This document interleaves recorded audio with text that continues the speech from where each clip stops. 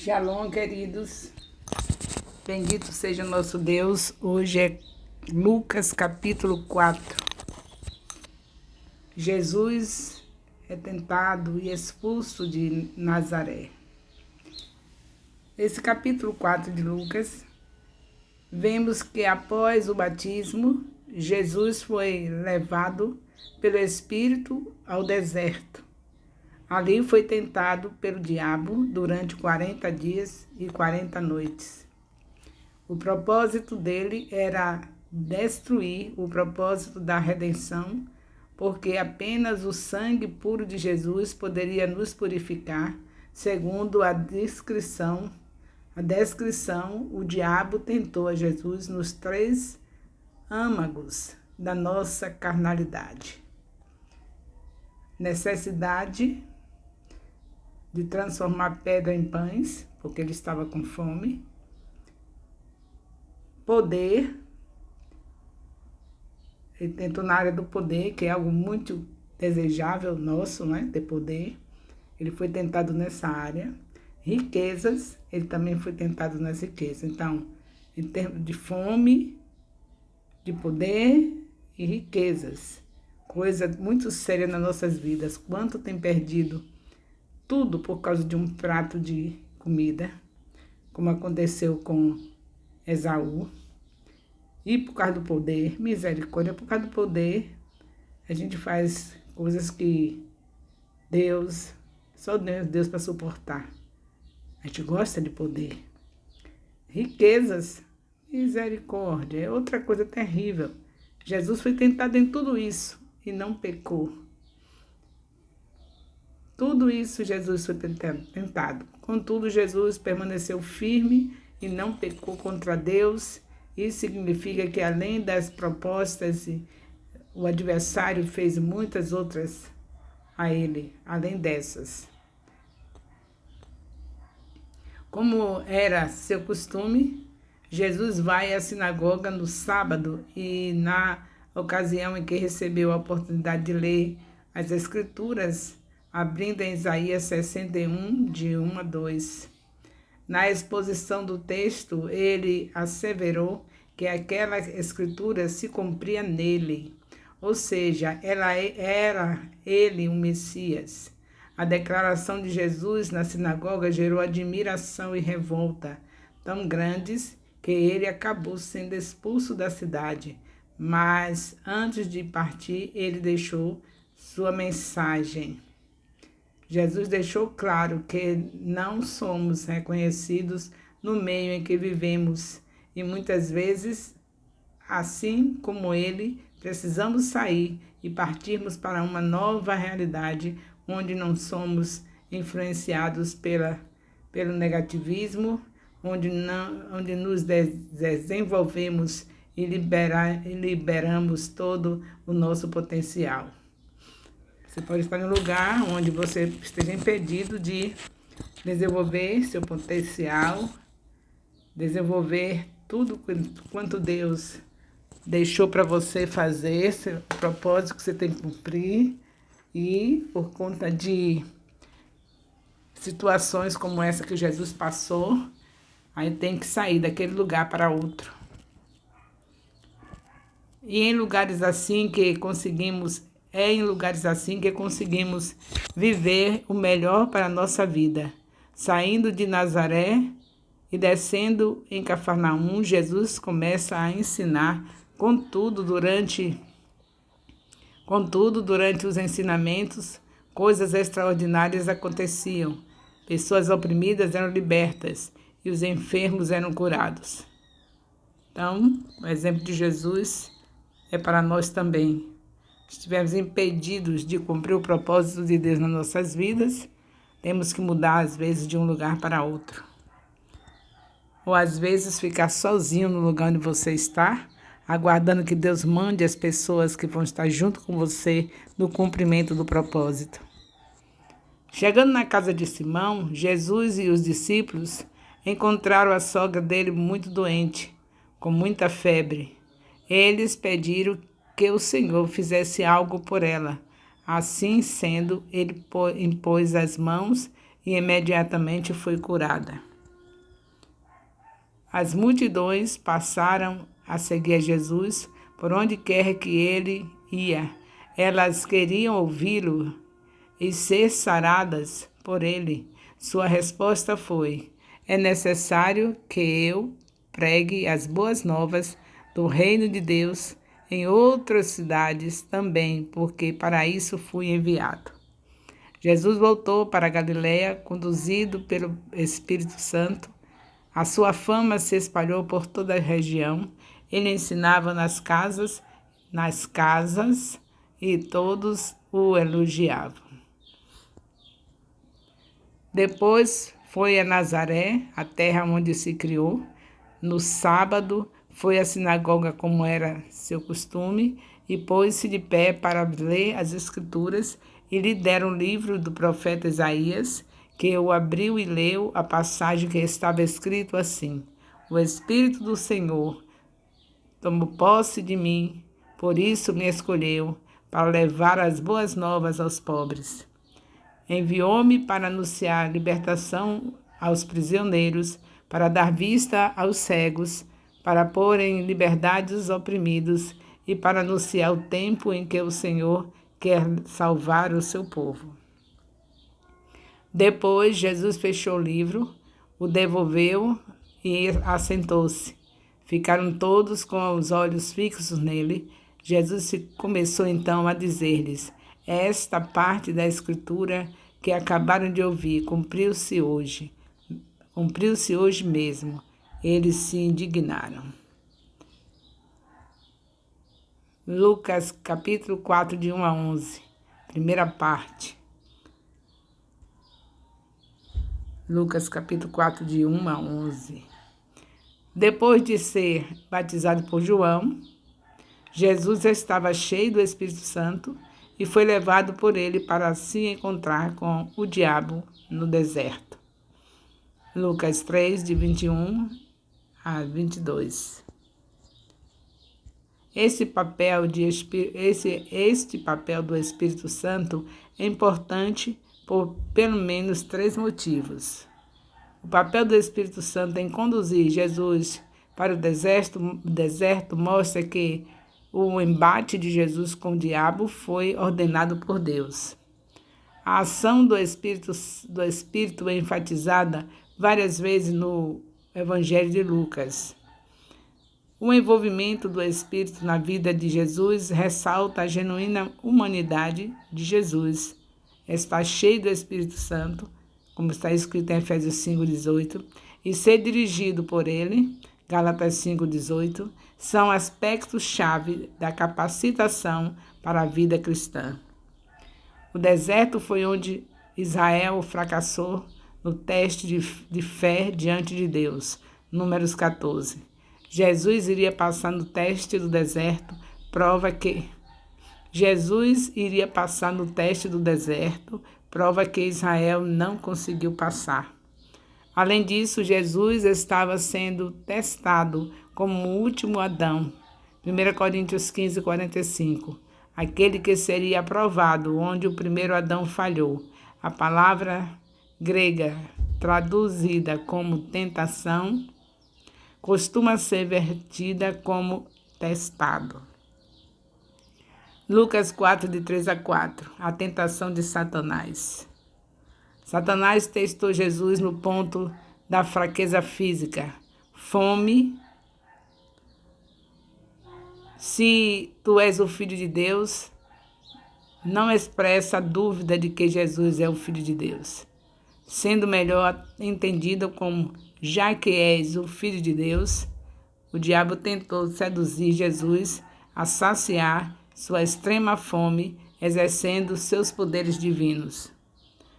A missão de Jesus, no entanto, era sofrer e suportar com paciência as dificuldades como homem perfeitamente obediente que esperava o livramento e a capacitação de Deus. Jesus respondeu citando a palavra de Deus escrita em Deuteronômio 8:3. O contexto dessa citação trata da satisfação das necessidades de Israel no deserto por 40 anos, fisicamente através de maná e espiritualmente através da presença de Deus e sua palavra. Lucas 4, de 5 a 12, segunda parte. A ordem da segunda e terceira tentação neste capítulo está invertida em relação a Mateus 4. O motivo óbvio é que a estrutura maior do Evangelho de Lucas retrata Jesus indo em direção a Jerusalém. Portanto, em Lucas, a última tentação acontece no pináculo do Templo de Jerusalém. Lucas 4, de 5 a 8. Me adore. Sendo o Messias, Jesus iria reinar sobre todos os reinos do mundo no final dos tempos. O diabo tentou seduzir Jesus a pegar um atalho para obter essa autoridade universal. Apocalipse 11, 15. Apesar de ser chamado de o príncipe deste mundo, João 12, 31. A alegação de Satanás de que os reinos do mundo lhe foi entregue e o dou a quem eu quero não é verdade. O diabo é um usurpador do domínio de Deus.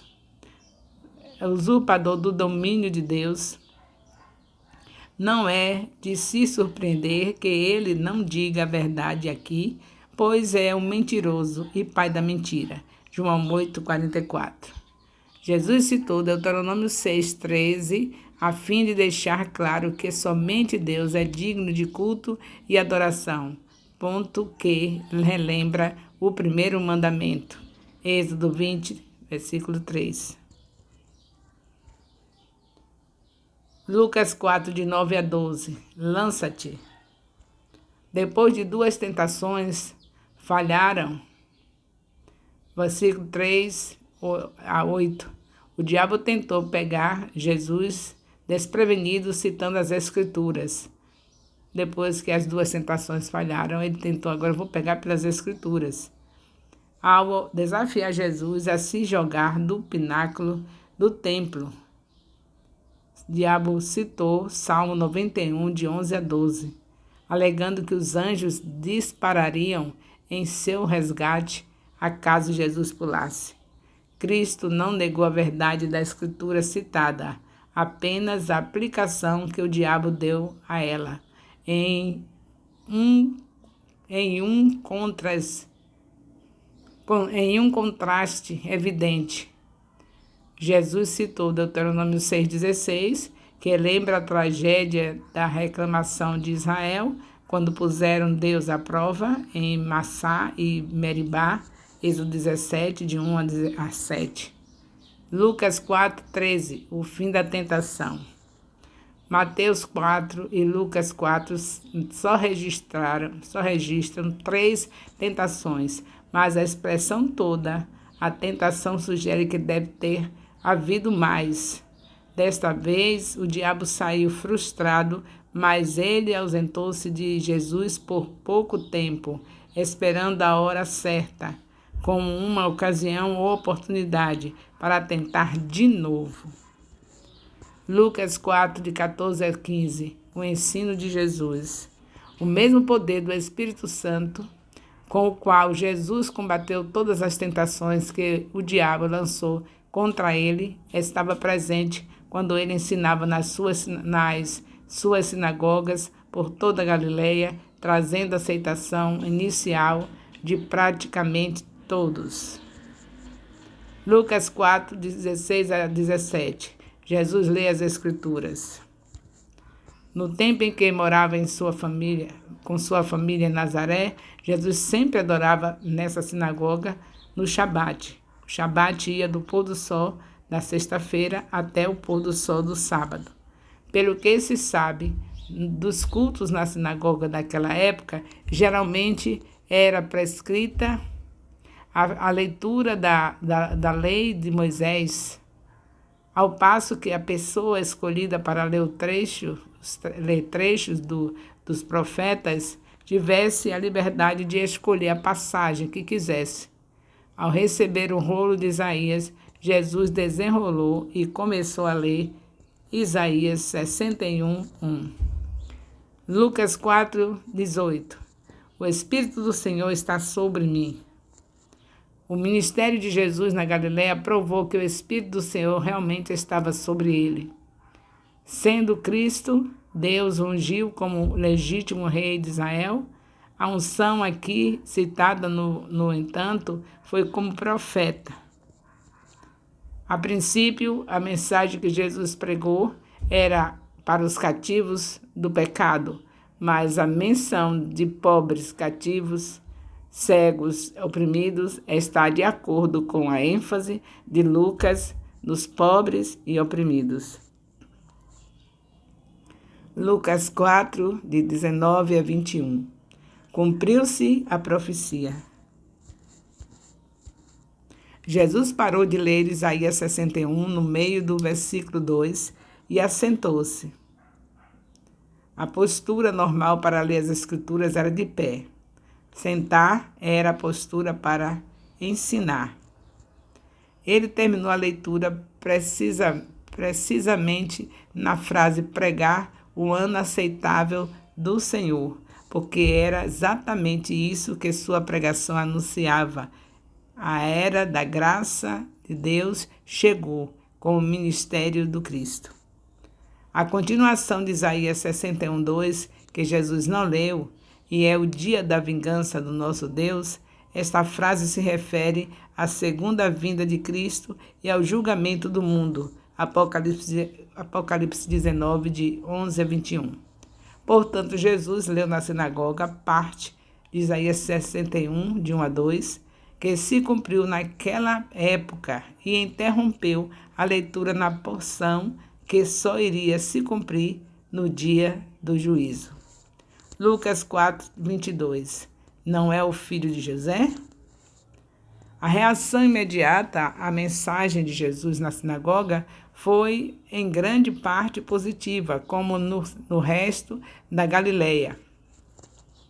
O povo, no entanto, sabia que Isaías 61 era uma profecia messiânica e ficou muito incomodado ao ver que o jovem pregador, que apenas consideravam filho de José, estava reivindicando ser o tão esperado Messias.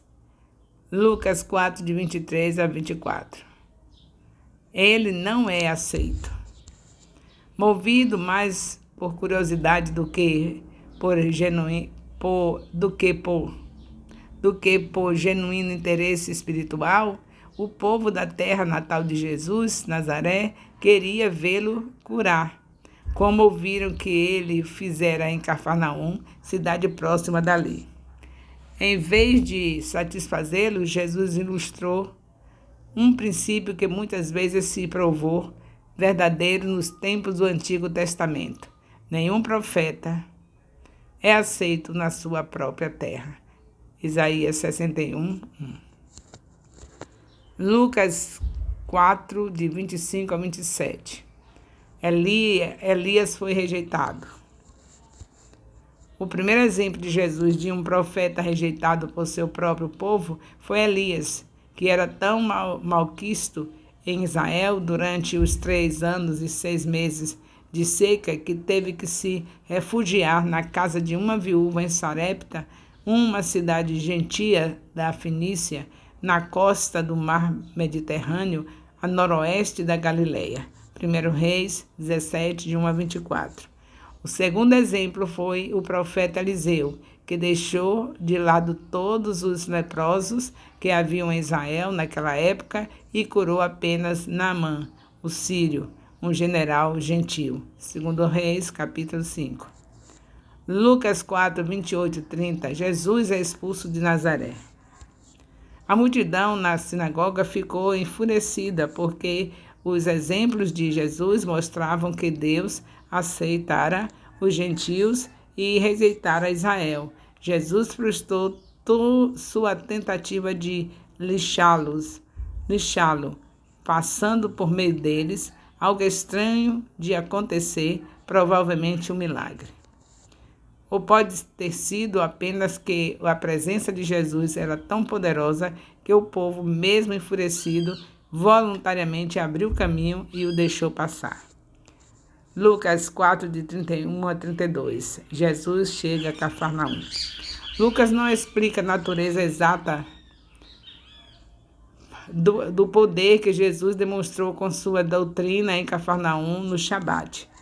O mais provável é que essa autoridade vinha do fato de que a mensagem de Jesus procedia diretamente de Deus e não de meras autoridades religiosas de gerações passadas que os mestres judeus costumavam citar. Lucas 4, 33 e 36, Jesus expulsa um demônio. Este é um exemplo da vasta autoridade que Jesus mostrou em Cafarnaum. Ele expulsou um espírito da época, demônio imundo que tinha possuído um homem na sinagoga. Jesus fez isso com uma simples repreensão: cala-te e sai dele. As multidões estavam curiosas em relação a Jesus, sua mensagem, seu poder sobre a esfera demoníaca, mas o demônio sabia exatamente quem Jesus era, o Santo de Deus, título que Simão Pedro também aplicou a Jesus. João 6,69. Lucas 4, 37 a 40, sua fama percorre. A autoridade de Jesus também se estendia à enfermidade física, assim como fizera com o demônio. Jesus repreendeu a febre e a mãe da esposa de Simão Pedro foi curada imediatamente.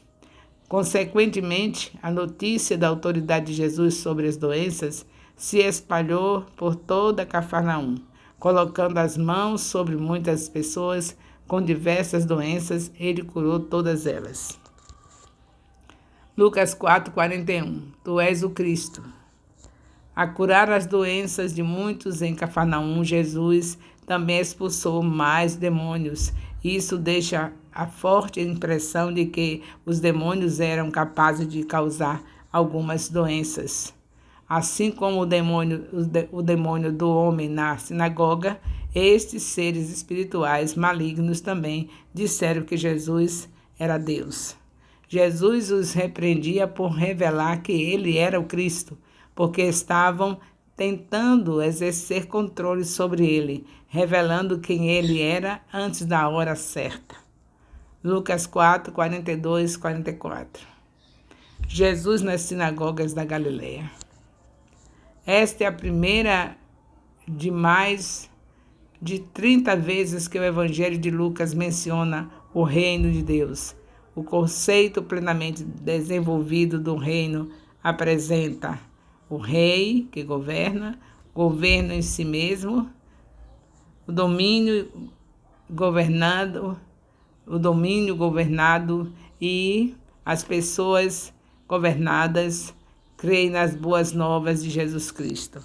Além disso, algumas passagens dos evangelhos apresentam o reino de Deus como algo que já estava presente, pelo menos em alguns sentidos, Mateus 12, 28, e outras afirmam que ele ainda está por vir, Mateus 6, 10.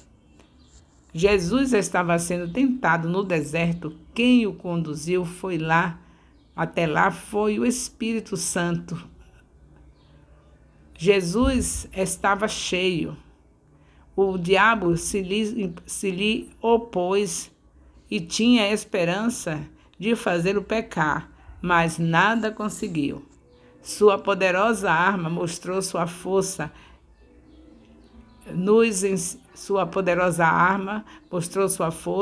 e nos ensinou a vencer o diabo quando este vier ao atacar com seus ardis através da palavra. Se não fosse a poderosa arma que Jesus dominava, a salvação não teria alcançado os seres humanos. Em primeiro lugar, Jesus não foi ao deserto, mas foi conduzido pelo Espírito Santo até lá. E estando cheio do Espírito Santo e sendo guiado por ele, não haverá lugar que ele não nos leve, que trará ruínas à glória de Deus. Em segundo lugar, Jesus estava cheio e como é que ficamos cheios? Efésios 5, 18 a 21 fala sobre isso. E não vos embriagueis com vinho, no qual há dissolução, mas enchei-vos do Espírito Santo, falando entre vós com salmos, entoando e louvando de coração ao Senhor, com hinos e cânticos espirituais, dando sempre graças por tudo a nosso Deus e Pai, em nome de nosso Senhor Jesus Cristo, sujeitando-vos uns aos outros no temor de Cristo. Então, eis aqui a maneira como você está cheio do Espírito Santo. Não se esqueça do ambiente que você está, que a palavra que sai da tua boca deve ser a palavra de Deus. Isso é ser cheio do Espírito Santo, porque se você tiver com a palavra de Deus armazenada no seu coração, é claro que quando você abrir a boca só vai sair a palavra de Deus. Isso é um dos sinais de quem está cheio do Espírito Santo, porque a boca fala do que o coração está cheio. Entoar hinos, está constantemente louvando a Deus, isso é também das evidências de que você está cheio do Espírito Santo. Ter cânticos de adoração ao Senhor, porque Ele habita entre os louvores. Em terceiro lugar, ele usou a espada, a palavra de Deus, e não sua inteligência, ou capacidade, ou razão, ou sentimentos. E nos 3 ataques, sua resposta foi: está escrito. Que nós possamos estar o tempo todo dizendo: está escrito, porque a palavra de Deus não volta vazia. Se você sabe o que está escrito, você diz o que está escrito, você já recebeu a sua vitória. Vitória nas enfermidades, vitória nas situações da vida conjugal, vitórias em todas as áreas da sua vida. Só saber o que está escrito. Se na vida conjugal você já sabe o que está escrito, que quem encontra um cônjuge encontra benevolência da parte do Senhor, então você já sabe que é isso, encontrar a bênção de Deus, você não vai poder rejeitar essa bênção. Então vai pedir ao Senhor sabedoria para lidar com essa bênção que é o seu cônjuge. Se em relação à saúde, você já sabe o que está escrito, que o Senhor cura toda doença e toda enfermidade. Então, está escrito em Mateus capítulo 10. Então, se você já sabe o que está escrito, a sua vitória é garantida em nome de Jesus. Louvado seja Deus. Esse é mais um capítulo do Evangelho de Lucas, capítulo 4. O amor de Deus, nosso Pai, a graça salvadora do nosso Senhor Jesus Cristo, a comunhão do Espírito Santo, seja com todos os discipuladores, líderes de células, discípulos, componentes da célula do Ministério Apostólico Internacional de Jerusalém, desde agora e para sempre. Amém. Louvado seja Deus.